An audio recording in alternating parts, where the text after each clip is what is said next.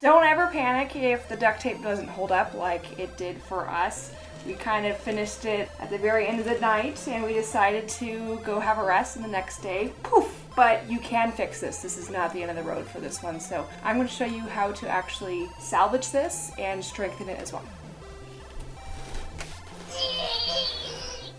So the back where we cut ourselves out is actually the weakest part of the dress form, and we should have put extra duct tape reinforcement, and I was actually thinking about sewing it in. So I'm going to do that actually today. First things first, let's get rid of that extra tape that is just sitting there making a mess. And now I'm going to control that fluff by taping some of it together. Now I'm going to start reinforcing these sides. That way when we start squeezing this together, the duct tape will not fall apart where we're trying to squeeze together. Make sure to reinforce the tape horizontally and vertically. This is going to make sure that the tape does not spread apart no matter what direction it was originally laid down. Once you are ready for Operation Squeeze, little by little squeeze small portions together and immediately tape. This method is almost like when you're trying to close a zipper on an overstuffed bag.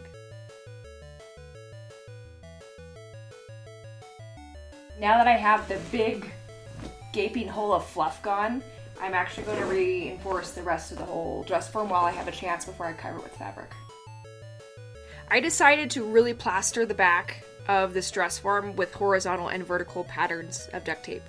I really don't want this ever to explode again.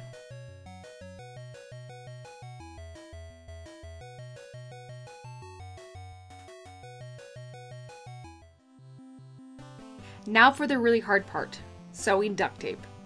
I wanted to make sure that the duct tape will never come apart again, so sewing the back in is a very smart but very tedious activity. If you've never sewn duct tape, sewing duct tape is actually really hard. I used to make duct tape wallets and sew in the pockets, and I would spend hours trying to get the right spot and poking my finger because you have to push really hard with duct tape and you can easily hurt yourself, so be careful. What I'm going to do to aid the needle going into the duct tape is I just have a regular pair of pliers to kind of push it through.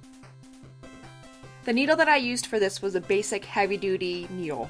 The needle I could have used was an actual curved upholstery needle, but I didn't have one, so I made do with what I had.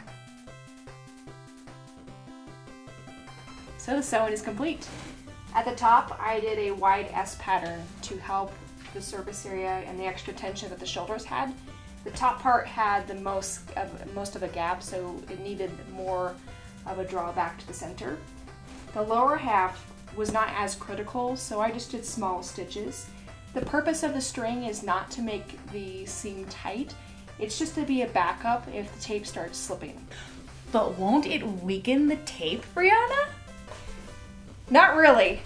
Duct tape is actually made of string adhesive and a tape body, so when you try to really hard push your needle through the duct tape, it actually seals and it's really hard to pull the needle through.